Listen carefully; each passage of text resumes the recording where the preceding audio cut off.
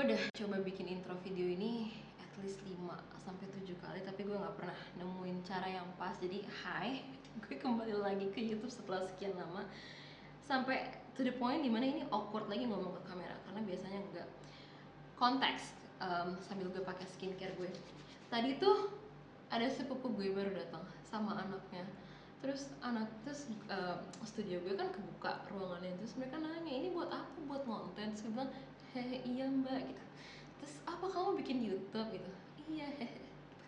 Apa YouTube-nya kontennya apa? Makeup. Iya. Terus mereka nyari dong gue di YouTube. Terus gue kayak, jangan please, jangan. Maksudnya kalau nonton gue, tontonlah diam-diam. Gue malu aja gitu loh kalau ada orang yang datang ke gue kayak, Fir, gue nonton video lo, terus kayak, gue lo tau video lo yang waktu itu bagus banget, atau kayak ngasih komen tentang apa gitu. Terus gue kayak, oh iya makasih, tapi gak usah nonton di depan gue karena gue malu banget. Anyway, kenapa gue akhirnya bikin video ini? Karena gue ngerasa setelah sekian lama konten, gue ngerasa gak pernah bener-bener ngenalin diri gue siapa. Terus apa ya, I feel like I don't let you guys in as much as I want to.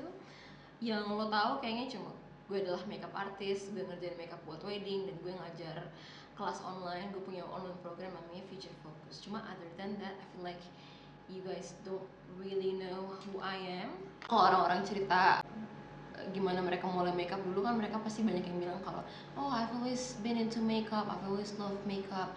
Not the case for me. Not the case. I've not always been into makeup. Gue tuh baru suka makeup justru pas I wanna say kuliah, awal-awal kuliah. Ini gara-gara YouTube deh, gara-gara beauty YouTube waktu itu booming kan. Gue suka, cuma nggak pernah kepikiran untuk jadi makeup artist. Dulu, fun fact, gue malah lebih tertarik untuk bikin kosmetik, bikin makeup. Karena gue tahu dulu pas SMA tuh gue suka banget kimia, dan gue bingung milih jurusan apa. Terus gue kayak, gue jago kimia dan gue suka makeup, jadi mungkin kita bisa bikin makeup. Masuklah gue ke jurusan farmasi, ya kan, dengan minimal riset. Jadi gue nggak riset dulu apa yang akan dipelajari di jurusan farmasi, terus kira-kira peluang pekerjaannya gimana, ngapain aja. Tuh gue masuk buta aja gitu, I come in blind. Terus setelah dijalani ternyata nggak sesuai sama apa yang gue harapkan. Kemudian gue memutuskan pindah. Kayaknya gue nggak pengen belajar bikin makeup deh. Gimana kalau gue belajar makeupin orang aja gitu, banting setir ke situ. Terus gue cari-cari mana sekolah makeup yang menurut gue oke. Waktu itu pilihannya jatuh ke ada Arman Armano, Puspita Marta, sama Lasal. Kemudian gue akhirnya jatuh cinta sama Lasal. Gue ikut open house-nya dan gue akhirnya masuk sana. Masuk di Lasal, belajar makeup intensif selama 8 bulan, Senin sampai Jumat, jam 9 pagi sampai jam 3 sore tuh gue belajar makeup. Terus sampai yang kayak, kalau orang nanya, bosan gak sih Fir belajar makeup? Jujur bosan. Pas di Lasal itu udah kayak mau muntah, soalnya tiap hari banget kan, dan 6 jam sehari. Yang gue hadapin tuh kayak makeup, terus makeup mulu. Seru sih, coba ketika itu yang lo hadapi sehari-hari jadi rutinitas kan, jadi hilang keseruannya, ya kan. Gue masuk Lasal juga nggak tahu akan gimana ke depannya. Orang-orang biasanya kalau belajar makeup kan kayaknya dia udah punya ide gitu ya. Oh oke, nanti gue mau makeupin pengantin gitu, atau gue nanti mau ke film, atau gue nanti mau ke musik, bikin video klip gitu, atau gue mau ngapain. Gue tuh nggak, not the case for me again. Karena meskipun jurusannya kali ini gue riset ya, oke gue mau masuk Lasal nih, gue belum tahu ada industri apa aja sih di makeup. Dan ternyata setelah gue jalanin, banyak banget yang bisa lo lakuin di makeup ini, di industri makeup ini, ya kan. Di Lasal itu gue belajar semuanya, bener-bener semuanya, dari mulai makeup beauty, makeup buat acara-acara gitu, makeup wedding, makeup buat panggung, makeup special effect, bikin luka, bikin lebam kayak gitu-gitu, luka bakar, sampai body painting. Gue belajar rambut juga tipis-tipis di 8 bulan itu. Kemudian setelah lulus, gue assisting dosen gue. Project pertama gue itu adalah bikin iklan, gue bikin TVC. Gue ikut bikin project bareng, kalau nggak salah Jessica Mila pertama kali. Gue jadi asisten dosen gue. Itu hari pertama gue deg-degan banget, gue ingat, karena kayak wah pertama kali gue kerja langsung sama Jessica Mila gitu kan. Terus apa, it was fun. Terus kemudian setelah sekian lama assisting, akhirnya gue jalan sendiri kan. Dapatlah project-project, diajak teman-teman gue juga bikin beauty campaign. Jadi lebih ke, kalau kemarin brand-brand HP gitu, kalau sekarang brand-brand kosmetik dan skincare. Jadi bikin iklan di billboard, buat website mereka, buat Instagram mereka, buat di store mereka, di display store-nya, kayak gitu-gitu. Terus gue waktu itu kayaknya udah mulai make upin teman-teman gue wisuda sih, karena pas gue masuk Lasal itu gue inget itu adalah musim wisuda untuk teman-teman gue yang kuliah di PTN. Jadi mereka tahu gue sekolah makeup, mereka minta gue make upin. Terus makeup gue biasa, jujur makeup gue jelek banget waktu itu. Tapi oke lah ya buat buat apa, pemula. Jadi gue nggak pernah kayak mentargetkan oke, gue akan make upin buat event-event dulu, kemudian gue akan naik menaiki tangganya kemudian ke wedding. Nggak, karena gue nyemplungnya di komersil dulu kan. Dan seperti yang lo tahu, makeup komersil itu berbeda jauh sama makeup buat buat occasion gitu. Jadi gue belajar makeupnya langsung yang kayak tipis, minimal, undetectable. Terus gue suka banget kan sama konsep itu. Anyway, tadi sampai, oh ya, gue akhirnya jatuh cinta sama konsep, oh makeup tuh nggak perlu tebel-tebel loh, karena kayak stigmanya kalau makeup buat acara itu kan harus pangling, harus kayak tebel, harus dempul gitu. Nah, pas gue terjun ke komersil tuh kayak, enggak kok, nggak harus kayak gitu. Terus akhirnya itu yang gue bawa ke makeup service gue gitu kan. Jadi kalau ada yang manggil gue buat wisuda, buat jadi bridesmaids, buat makeup acara gitu, gue dandaninnya sebagaimana gue makeupin buat komersil. Tetap longwear, nggak basah, nggak transfer pas dipegang, cuma kayak gak dempul gitu finishnya. Gimana sih? Terus ternyata orang-orang suka, alhamdulillah ya kan. Akhirnya ya udah deh, gue jadi makin rajin. Gue langsung tahu sini aja nggak sih? Gue makin rajin ngambil makeup buat event gitu. Terus ada turning point di mana gue memutusin untuk kayaknya gue udah nggak mau di industri periklanan lagi deh. Karena waktu itu kan gue makeup tuh gue mulai makeup tuh 2020. Saat itu yang lagi trending banget di sini adalah Korean makeup, makeup Korea. Jadi setiap gue syuting, setiap gue photoshoot, video shoot apa tuh kayak briefnya tuh Korean, enggak doyin look sih, Korean makeup, Korean look gitu loh, yang glowing, dewy, basah, glowing maksimal gitu. Nah, briefnya tuh selalu kayak gitu, dan kayak padahal model-model yang dipakai tuh model-model yang wajahnya Indonesia banget. Terus gue at one point gue kayak fed up gitu, gue ngerasa kok semuanya, kok kita kiblatnya Korea banget ya, kayak apakah harus segitunya ngikutin tren gitu? Apakah muka kita yang layu banget ini harus dibikin seuni itu untuk dijualan produknya? Menurut gue enggak deh. Soalnya it got to a point where tiap gue nerima kerjaan tuh Korean look, Korean look, Korean look. Terus gue kayak, enggak deh, kayaknya gue udah ngerasa nggak sejalan lagi aja visinya sama kemana industri ini mengarah gitu. Terus kemudian juga gue nggak pernah merasa bisa jadi diri gue sendiri selama di industri komersil ini. I don't know why. Maybe it's just not for me. Akhirnya gue fokus membawa konsep minimal makeup ini ke makeup service gue ya kan. Makeup buat acara, makeup buat wedding gitu-gitu. Nah, gue fokus mencari klien bride. Nah, selama gue jualan itu, shake man. Selama gue jualan itu, ternyata yang nyangkut kemudian adalah orang-orang yang ternyata minat juga gue belajar makeup sama gue gitu. Terus gue kayak, hah? Oh, jadi kesini nih kita gitu. Kak buka kelas nggak? Kak buka kelas nggak? Gitu. Mulai tuh ada pertanyaan-pertanyaan kayak gitu. Terus awalnya, kok nggak ya? Gitu kan. Soalnya waktu itu gue baru banget, baru berapa tahun ya, 2 mungkin 3. Is it too early gitu kan. Tapi waktu itu yang minta tuh kalau DM tuh udah banyak tapi nggak ada yang pernah gue kasih hard yes gitu, "Buka ini harganya," gitu. Waktu itu ada temen gue yang, sudah pensiun bermakeup-makeup-an, dia nge-refer kliennya ke gue, "Fir, lo mau ngajar nggak? Nih ada temen gue mau belajar self makeup," katanya gitu. Terus gue kayak, "Hah? Belum sih, Kak," gitu. "Tapi lo mau ngajar nggak? Mau coba nggak?" gitu. "Cobain aja," gitu. Terus gue akhirnya kayak bikin PDF price list-nya cepet-cepet. Terus kayak ya udah deh coba gas gitu. Ya udah gue datang ke rumahnya, gue ngajarin beliau makeup. Ternyata gue suka ngajar. Ternyata gue kayak, oh iya ini kayaknya ini tuh sesuatu yang nggak cuma gue seneng lakuinnya, tapi ini juga fulfilling gitu buat gue. Karena gue pengen ngasih pesan gue masih sama gitu, lo tuh nggak perlu ubah fitur muka lo untuk jadi kayak orang lain untuk bisa kelihatan cantik gitu. Kemudian gue seriusin tuh ngajarnya. Waktu itu gue mulai seriusin tuh 2023 kalau nggak salah. Gue buka awal-awal tuh pas Ramadan. Terus gue buka per batch gitu kan. Gue bilang cuma ada pas Ramadan gitu. Kemudian gue buka lagi 3 bulan lagi. Jadi gue kayak buka per quarter gitu.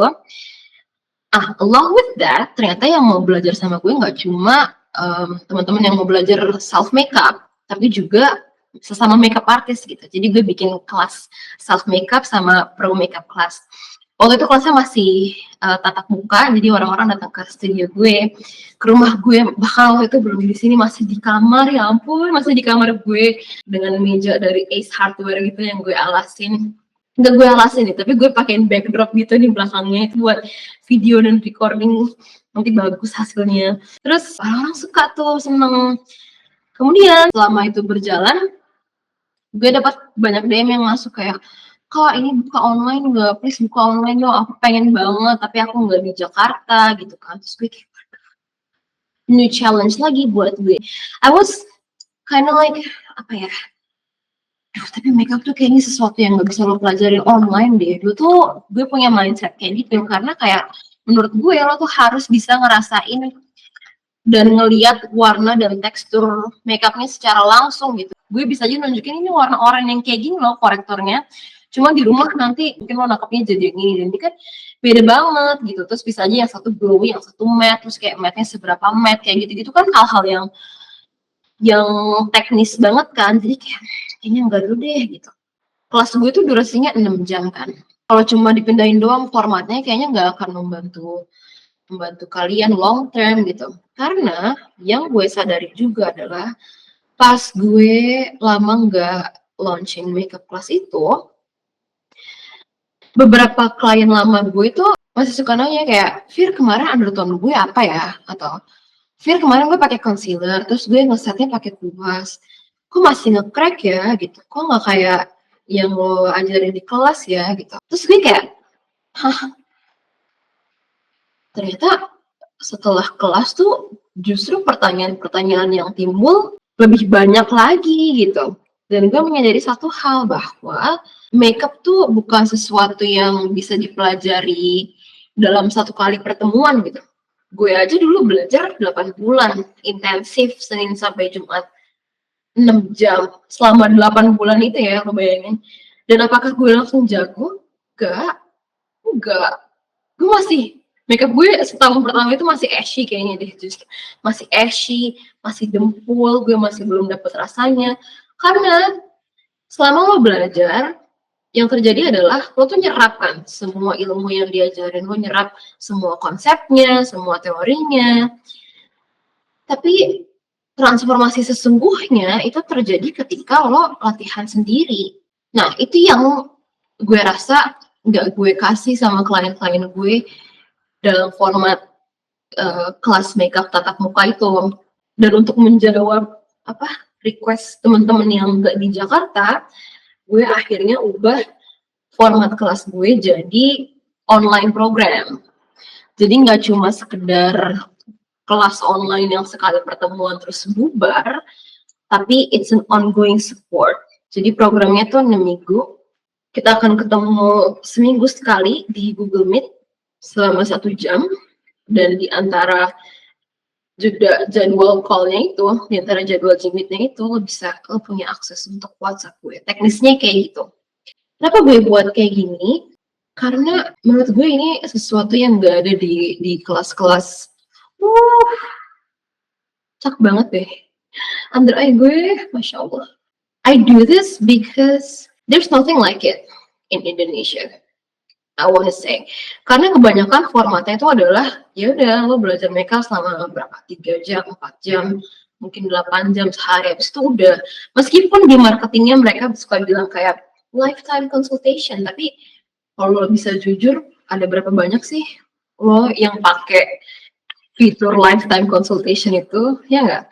Menurut gue, kalau programnya nggak didesain untuk menjaga lo tetap accountable dan untuk support lo selama beberapa waktu, lo secara subconscious nggak akan pakai fitur itu juga. Jadi that's why gue ubah sekarang format kelas makeup gue dari yang kayak one off makeup classes gitu jadi online program in a minggu. Anehnya, selama kemarin gue lagi fokus jualan si feature focus itu di Instagram, justru yang berdatangan ke gue adalah klien-klien wedding. Jadi gue memutuskan untuk gimana kalau, dan gue masih seneng ngerjain wedding kan, karena itu juga salah satu service yang fulfilling buat gue. Jadi gue memutuskan untuk kita selang-selangin aja deh. Kalau quarter pertama kemarin gue udah jualan feature focus, quarter 2 ini gue akan jualan makeup service gue.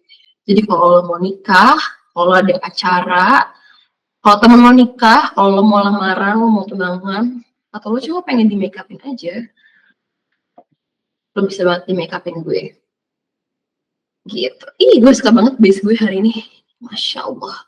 Ini juga salah satu hal yang waktu itu sempat gue pikirin. Waktu itu gue lagi jalan sama temen gue. Terus gue ngerasa my makeup wasn't makeuping. Jadi gue hapus lagi semuanya. Terus waktu itu dia kayaknya cuma pakai concealer sama bedak doang deh. Terus gue kayak, gue gak bisa lagi kayak gitu. Kenapa Fir lo all or nothing gitu ya anaknya? Terus gue kayak, pertanyaan itu stuck sama gue sampai sekarang. Apakah gue anaknya all or nothing when it comes to makeup? The answer is, I think yeah. I think yeah. Because karena gue makeup artist dan gue ngajar makeup, gue tuh peka banget ngelihat warna gitu. Kalau gue makeupan sendiri, meskipun gue udah mempraktekkan apa yang gue ajar ke klien-klien gue, kayak kacanya jangan deket-deket, nanti lo fokusnya sama imperfection lo. Nggak bisa, gue tetap fokus sama kayak bekas-bekas jerawat gue, kantong mata gue yang gelap, warna kulit gue yang gak rata. Jadi kayak apa namanya? Kalau gue cuma pakai makeup yang kayak cuma pakai bedak gitu, nggak nendang gitu. Jadi gue kalau makeupan mending sekalian, jadi minim touch up juga, atau ya nggak usah makeup aja. Karena kulit gue berminyak, jadi sayang kalau misalnya makeupnya cuma kayak apa tipis-tipis, yang beneran tipis gitu loh. Ini cuma kayak pinpoint concealing dan pakai makeupnya cuma di tempat-tempat tertentu, menurut gue nggak bikin warna kulit gue jadi merata. Ini adalah btw salah satu trik yang gue suka pakai. Jadi lo tadi kalau lo perhatiin tadi gue ambil tisu terus gue bagi dua sampai helai paling tipisnya. Terus sebelum gue set, gue suka blot off sisa-sisa produknya. Karena tadi kayak hinyai banget kan kulit gue, nah sekarang mendingan. Jadi goalnya adalah supaya gue nggak perlu banyak-banyak pakai powder. Sekarang gue mau set pakai RCMA. Kalau lo nggak jadi makeup artist, lo akan jadi apa? Kalau gue nggak jadi makeup artist, mungkin gue akan seriusin kuliah farmasi gue kali ya. Gue akan seriusin dan selesain kuliah farmasi gue itu. Atau kalau nggak pindah ke sekolah makeup, mungkin gue akan sekolah masak. Ini juga sesuatu yang akhirnya gue temukan secara tidak sengaja. Kan ini sebenarnya profesi jadi makeup artist tuh bukan sesuatu yang gue rencanakan gitu ya. Kan tadi gue bilang gue tadinya tuh pengen bikin kosmetik. Dan ketika lo udah ngelakuin apa yang lo suka dan you turn it into a job, a career, the fun is no longer the same.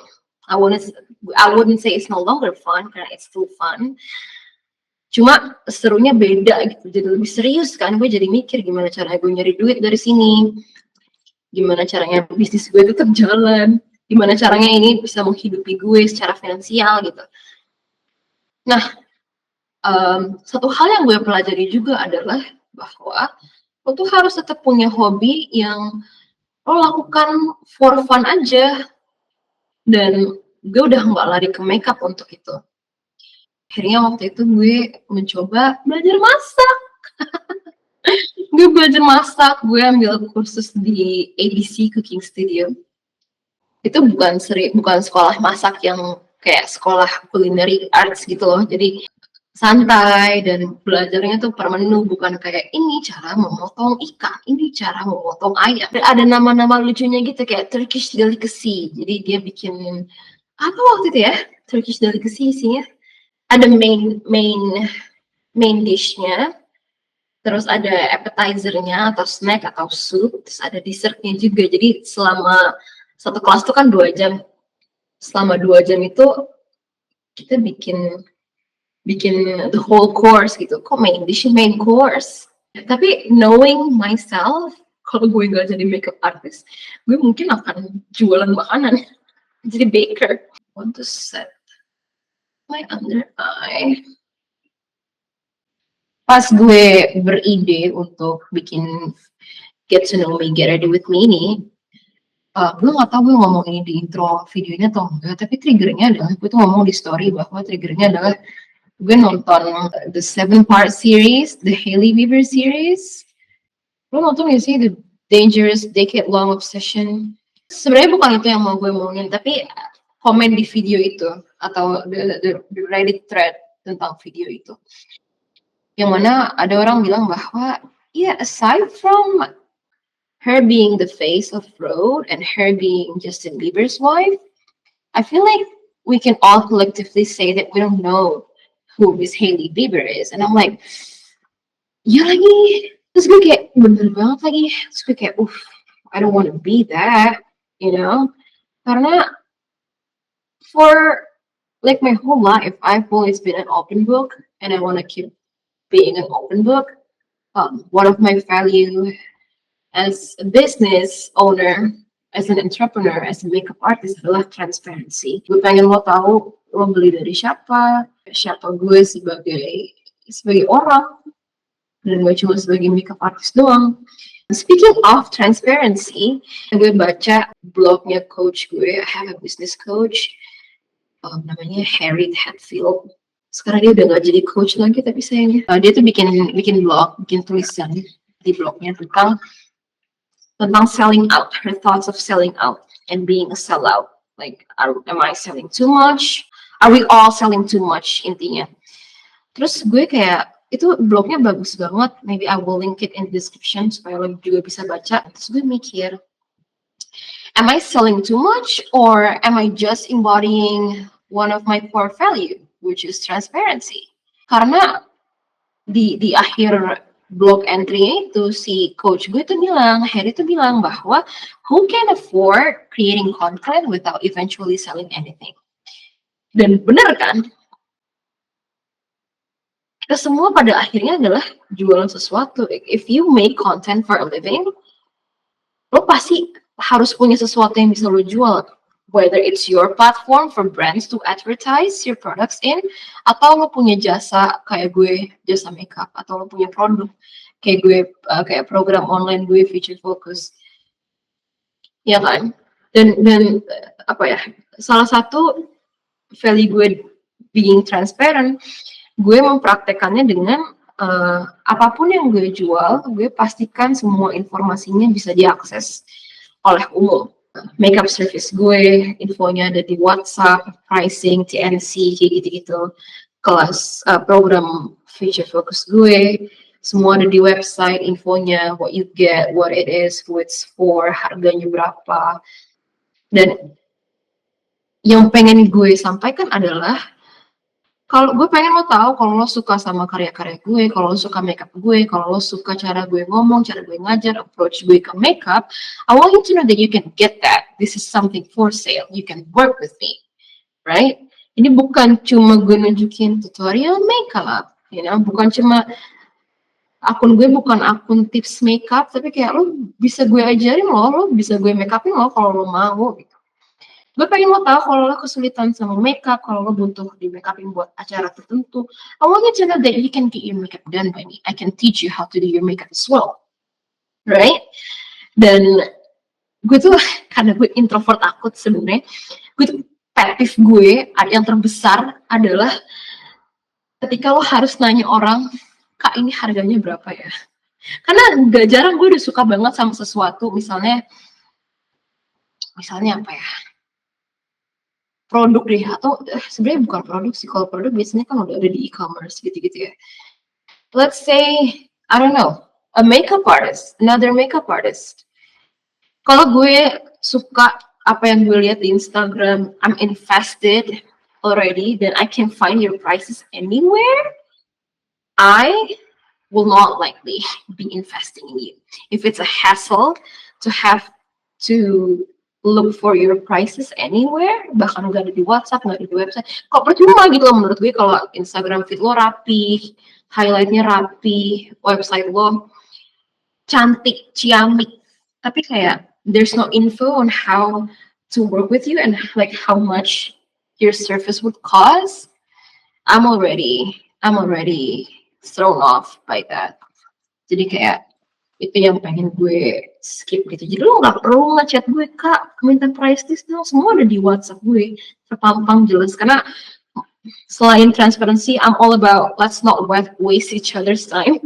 Kayak kalau lo suka hayo, kalau enggak ya nggak apa-apa juga kalau lo cuma suka nonton konten gue gitu. Dan kayak selama ini di terutama di TikTok sih yang sering gue lihat, atau di Instagram juga, orang-orang tuh nggak setransparan itu kalau ngiklanin sesuatu kan.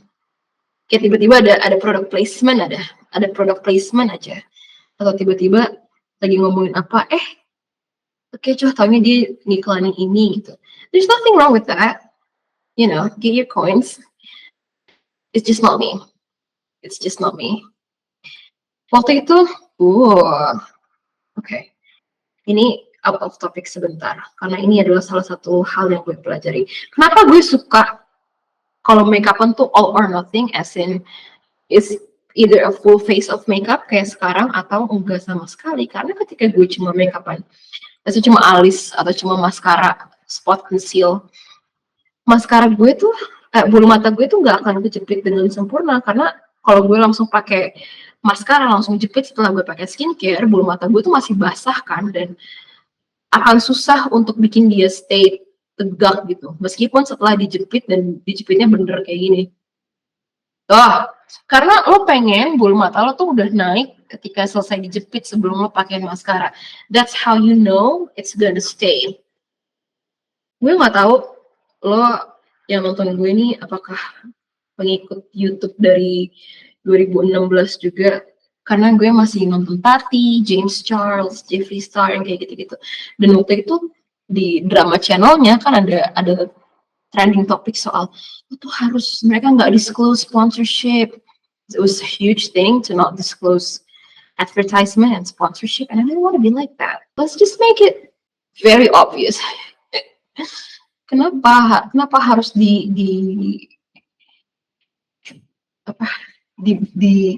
soft sellingin gitu? I'm just gonna make it obvious. Makanya sejak awal gue show up di YouTube aja, itu gue baru beli kemarin gitu. Sejak gue selalu distracted. Sejak gue pertama kali nge-post YouTube lagi, karena sebelumnya gue juga pernah nge-YouTube gitu. Kalau subscriber lama gue, please kasih tau gue langsung jualan feature focus kan, karena again I'm passionate about teaching women how to do their makeup without changing their features. And I want you to know that if you want that, if you have been struggling with your makeup, I can help you with that. You can work with me. Oke, balik lagi ke maskara. Ini maskaranya Nadine yang collab sama DLP. Salah, maskara DLP yang collab sama Nadine. Dan gue kemakan iklannya. Tuh, yang pasti-pasti aja, ngerti gak sih? Kayak dia collab sama BLP, terus dia nunjukin tutorialnya. Ini cara jepitnya kayak gini, cara pakai maskaranya kayak gini. I bought this. Karena that is one of my biggest struggle too, is to keep my stubborn lashes upright. Dan kalau lo tau Nadine, bulu matanya kan tegak berdiri gitu ya. Dan gue naksir banget. Mata gue kan kecil. Jadi kalau gue pakai maskara yang bisa hold the curl this good, like I want it. Gue tuh pengen kalau gue pakai maskara tuh kelihatan. She's a builder, like I can keep going. So yeah, that's pretty much all about me that I can think of for this video. I hope that is enough for you to get to know me, at least for now. Ta-da! Terima kasih udah nonton sampai akhir. Thank you for hanging out with me. I will see you in the next video. Bye!